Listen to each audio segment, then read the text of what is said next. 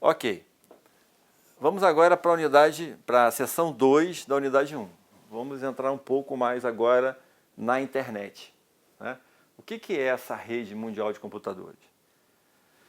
Ela já está com uma certa idade. Em 1970 começou os estudos.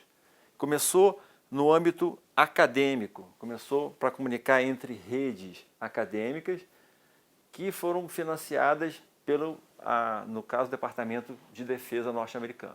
Isso lá na década de 70.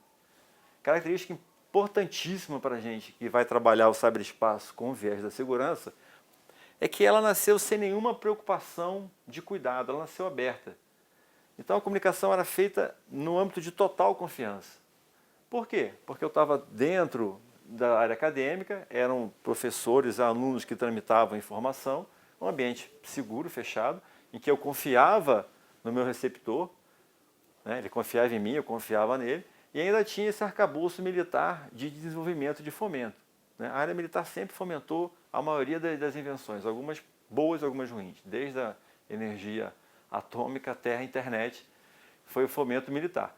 Então ela nasceu no ambiente tranquilo, fechado e seguro, porque ela era só para troca de informações acadêmicas. Quando ela, na década de 80 e na década de 90, mais no caso brasileiro, começou a migrar e começaram a enxergar nessa troca de pacote de informação, que é a internet, um lado dele econômico, financeiro, que podia dar rendimento, ela se abriu e ela se expandiu de uma maneira que é o que nós conhecemos hoje, que a gente não sabe muito bem o tamanho da internet. Difícil até você avaliar o tamanho dela. Mas o comércio alavancou a internet de uma maneira muito forte. E até hoje é o comércio que impulsiona o alavancamento da internet, né? E ela saiu dessa área, digamos, restrita, contida, segura, e foi para o mundo todo. Só que os protocolos em que ela trabalhava, os protocolos que ela foi montada, era protocolo totalmente seguro. Não se pensava em criptografia. Depois de algum tempo, por conta das transações bancárias e econômicas, nós adicionamos um pouco de criptografia no protocolo principal da internet, que é o HTTP. E aí apareceu o HTTPS. Esse S é de security. E aí eu adicionei nesse protocolo básico da internet, que é o HTTP, né, eu adicionei um pouco de segurança. Essa figura aqui, a gente não vai detalhar muito, mas ela dá uma ideia do que é protocolo. Protocolo é quando eu tenho uma ferramenta de comunicação, um instrumento de comunicação. A língua portuguesa é um protocolo. Com ela eu me comunico com vocês. É um protocolo. O protocolo da internet, basicamente, ela nasceu com dois. O TCP, que é um protocolo de transporte, que é esse que está nessa camada aqui, de transporte. E o protocolo IP, que é o endereço da internet. Ou seja, é ali que eu identifico quem está mandando a mensagem e para qual receptor eu vou entregar aquela mensagem. Então eu identifico a mensagem, é a mensagem do Eduardo Valier, e vai para os alunos. Então, dentro da internet eu tenho o protocolo IP e tenho o protocolo TCP/IP. É muito comum se falar assim, a internet é baseada em TCP/IP. Só que não é só TCP/IP. Há dezenas, centenas de outros protocolos que se relacionam. Por exemplo, quando eu quero mandar e-mail, eu uso o protocolo SMTP. Quando eu quero transformar www.mpft.mp, etc., para trafegar na internet, eu vou usar o DNS, que é um protocolo que resolve o nome. Então, para cada ação dentro da internet, eu tenho protocolos que se comunicam. Está um pouco técnico, mas estou quase acabando.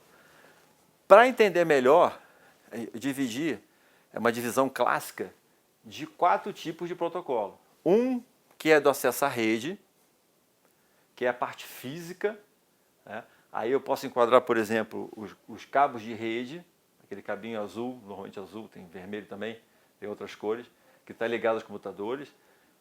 Eu posso colocar aqui aquele access point que vocês têm em casa, aquele modemzinho que tem em casa, do Wi-Fi, é a parte física, de onde como a internet se propaga.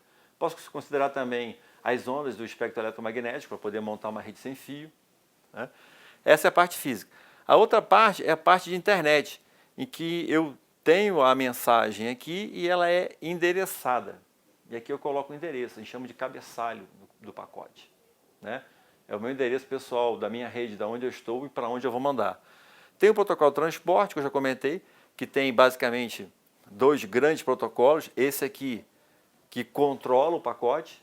Então, pacote que eu digo é assim, eu tenho uma informação, não é uma requisição, por exemplo, da internet, www alguma coisa. Eu corto aquele em pacote, coloco o endereço na frente e esses pacotinhos vão seguindo pela internet. Quando chega lá no receptor, eles vão ser unidos e eu vou encadear a mensagem. Esse protocolo aqui, ele coordena esse pacote, eles organizam, não deixa perder nenhum. Já o outro, que é o DP, ele deixa alguma perda. Pô, mas como assim deixa alguma perda? Por exemplo, você vai fazer um streaming de um filme, você vai baixar uma música, alguma coisa assim. Se você perder um quadro do filme, entre milhões de quadros do filme, não vai fazer diferença quando você estiver vendo no visual. E você precisa de velocidade. Então, esse tipo de protocolo faz isso. Tá certo? E por último, de aplicação, que é aonde eu vou dizer o que eu quero fazer. Se eu quero mandar um e-mail, se eu quero transmitir uma mensagem, né, de voz, se eu quero baixar alguma coisa, algum filme, alguma coisa assim, se eu quero abrir uma página na internet. Então, basicamente, são esses 4 protocolos aqui.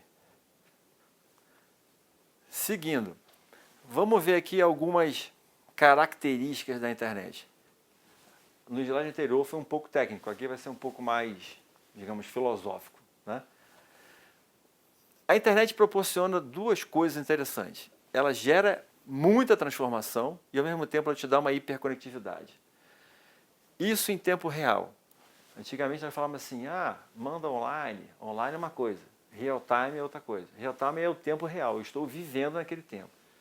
E isso está tão consistente no dia de hoje, está tão assim envolvendo a nossa vida no dia a dia, que até um conceito interessante lançado alguns anos atrás é o real life. Ou seja, a minha vida, ela não está mais no mundo cinético, no mundo físico aqui.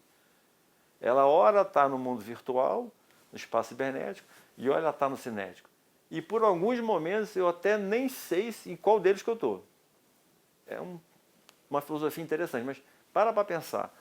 Qual é a primeira coisa que você faz antes de dormir? Você mexe em algum aparelho que esteja conectado ao cyberespaço. E quando acorda, qual é a primeira coisa que você faz? Antigamente era abrir os olhos, agora não é. Agora é escutar o celular tocando. Então você está completamente envolvido. E de repente você não consegue nem desligar na madrugada. Se tocar um sonzinho de chamada lá, você acorda e atende. Então, essa separação da vida real, vida física nossa, com a vida, digamos, do espaço cibernético, ela está cada vez mais tênue, né? E isso, inclusive, é motivo de doenças crônicas que têm que ser tratadas, né?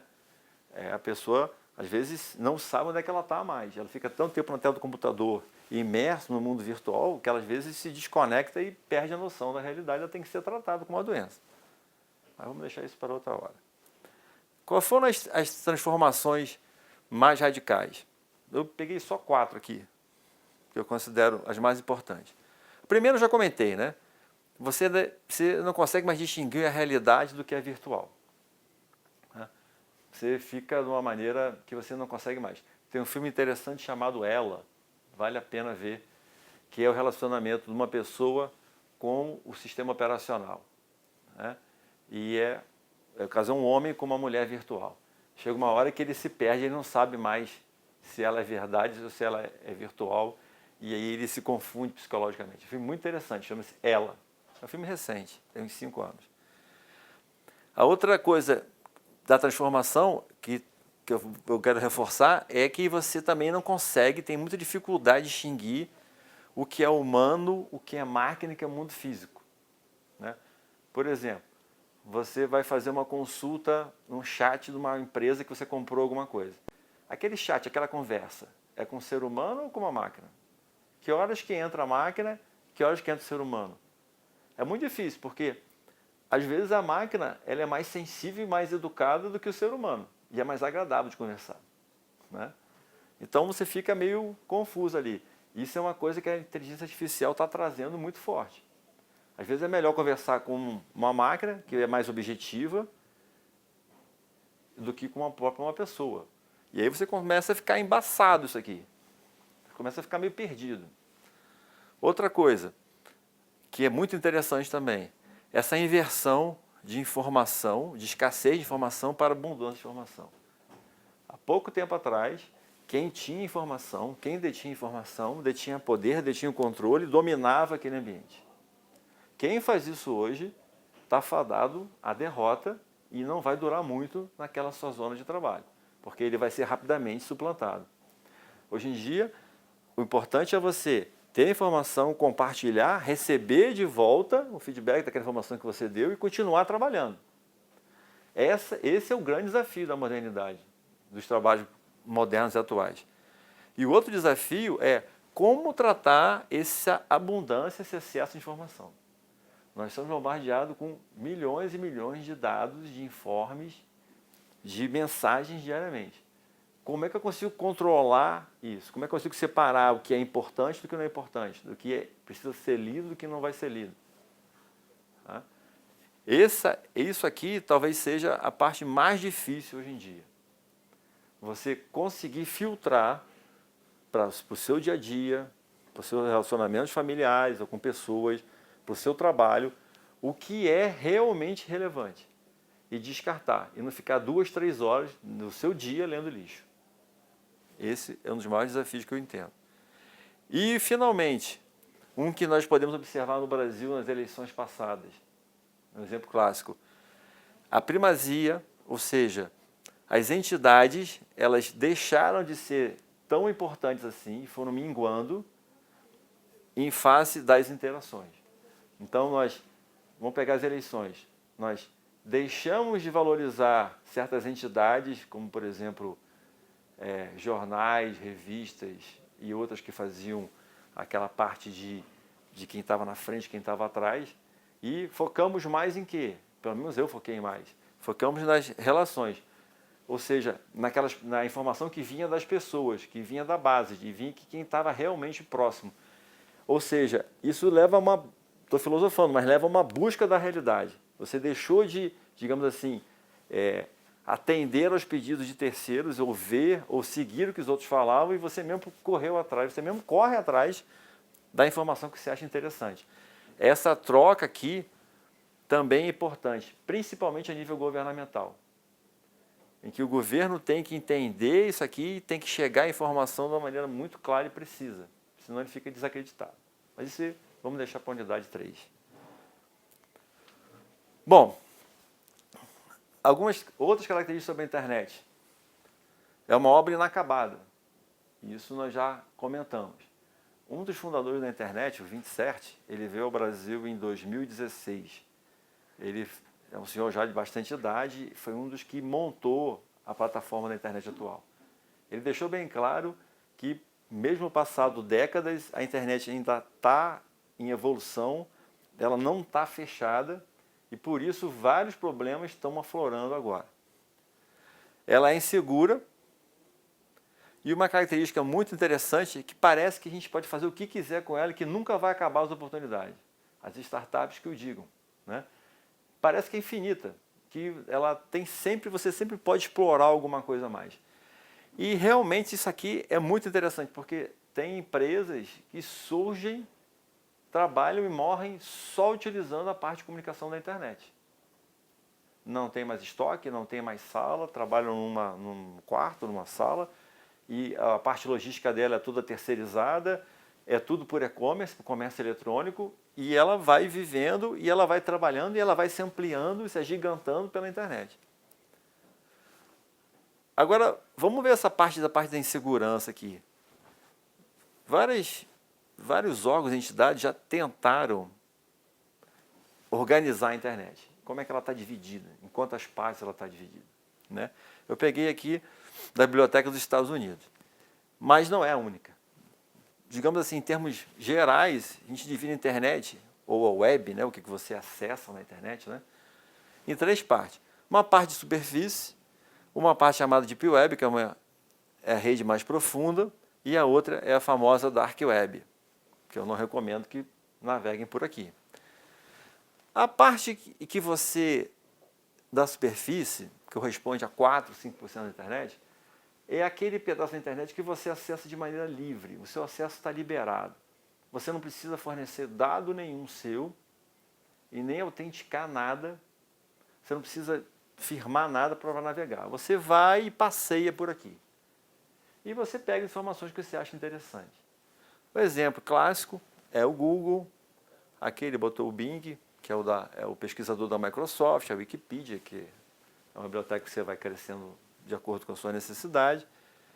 Mas o grosso da internet é o que a gente chama de Deep Web.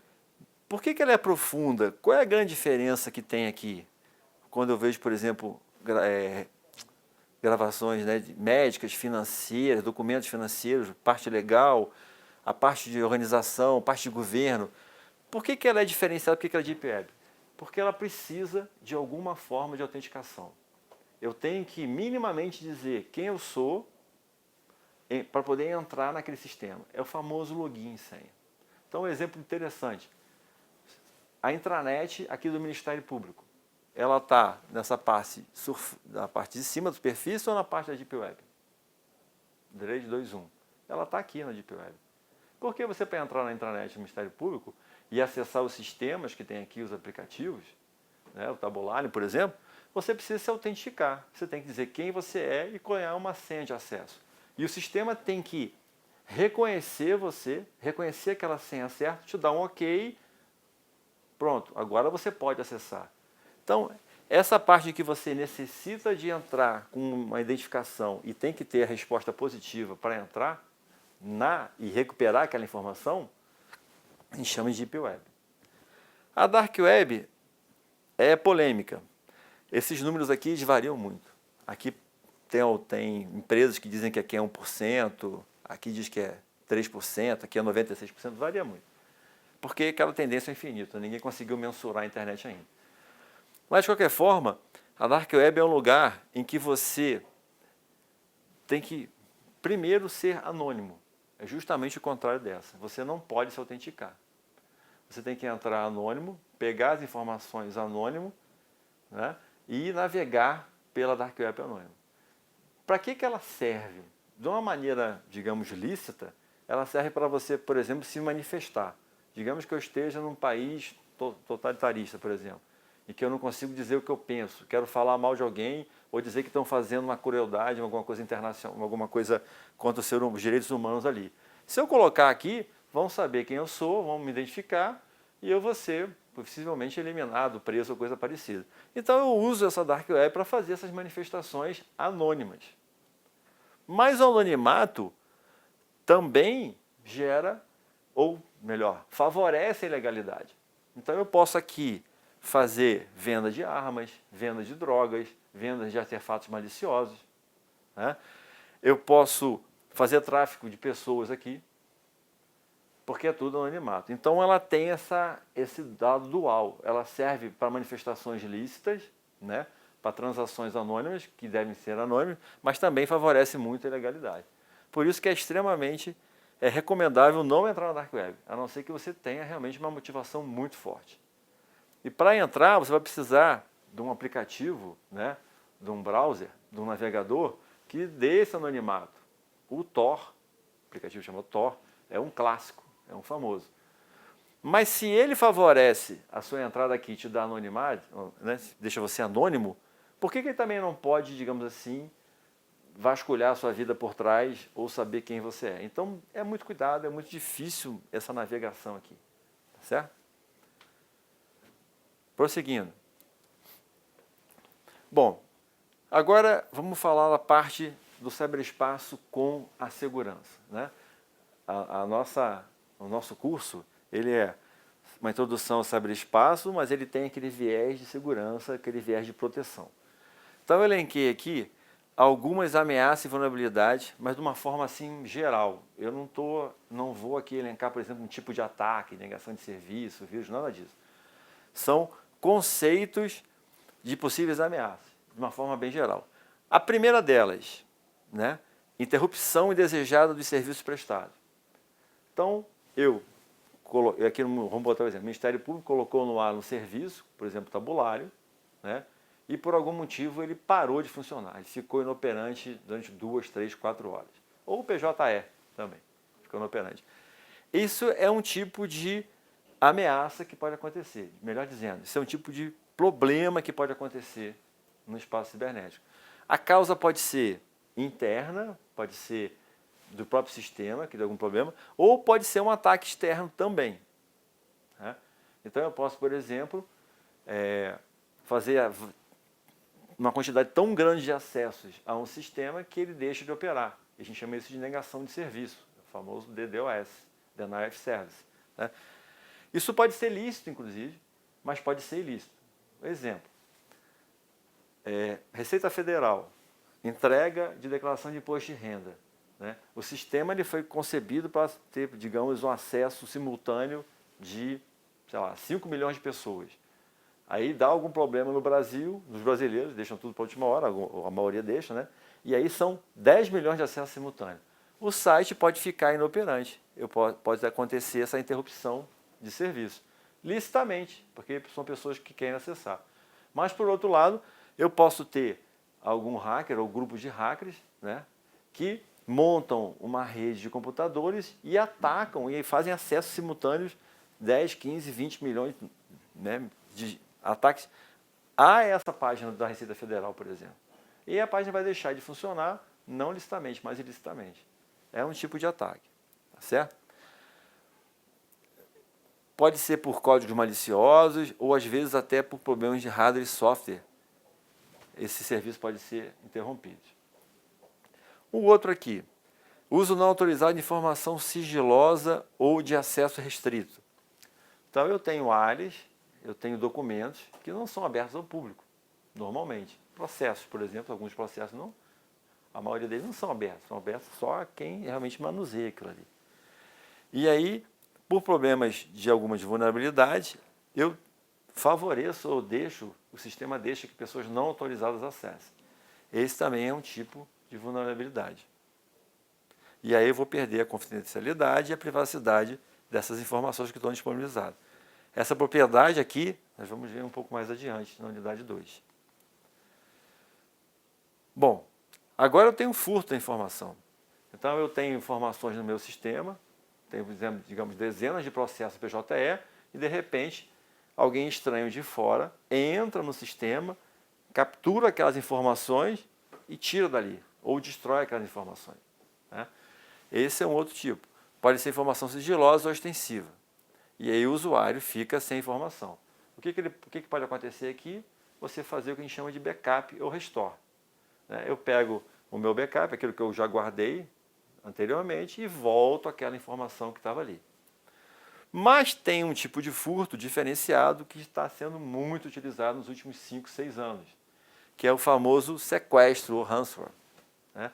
Em que eu entro no sistema operacional de alguém, entro no sistema da base de dados de alguém, pego aquele dado ali, criptografo aquele dado, ou seja, deixo aqueles dados, aquela base de dados, inacessível ao próprio usuário, e depois falo assim, se você quer ter acesso àquelas suas informações, né, você tem que pagar um dinheiro para mim.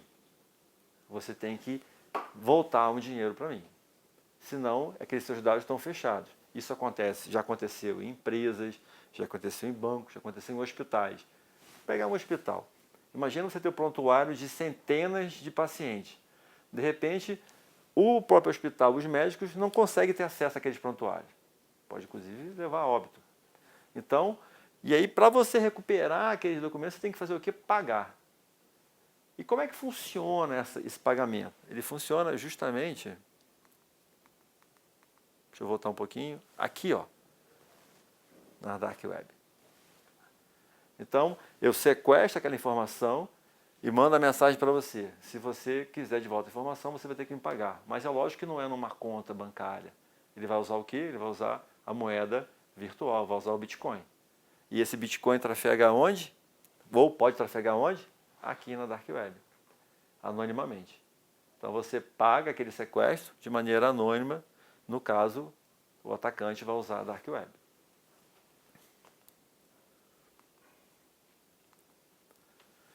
Finalmente, as últimas duas ameaças ou vulnerabilidades. O atacante, ele pode modificar as propriedades e atributos da informação.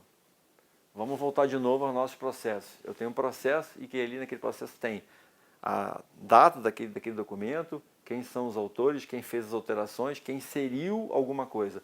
Eu entro naquele documento e mudo os atributos. Ah, foi o juiz que fez isso, eu troco o nome do juiz, eu troco o nome, eu troco os valores se for alguma coisa financeira. Então, eu mudo a propriedade dos atributos da informação que está lá e o usuário não sabe. Isso pode provocar grandes problemas. Isso é um tipo genérico também de ataque. Então, a gente já viu o furto, a gente já viu o sequestro, a gente já viu negar a informação, a gente já viu agora que eu posso fazer o seguinte, eu só mexo nos atributos da informação e o usuário nem sabe que aquilo ali mexeu. Imagina a confusão que pode dar num processo grande. E por fim, eu vou adulterar aquela informação disponibilizada, né? Aqui eu mexi na propriedade da informação, eu troquei de autoria, eu troquei algumas coisas. Aqui eu mexo realmente na informação, mas de modo a comprometer a base, as propriedades básicas da informação, que é a integridade dela. Eu corto um pedaço da informação, tiro alguma coisa, tiro um pedaço dos dados ali, eu mudo a informação de tal forma que ela perde a credibilidade. Contra isso, o que nós temos? Nós temos o que a gente chama de assinatura digital, usar a criptografia, né?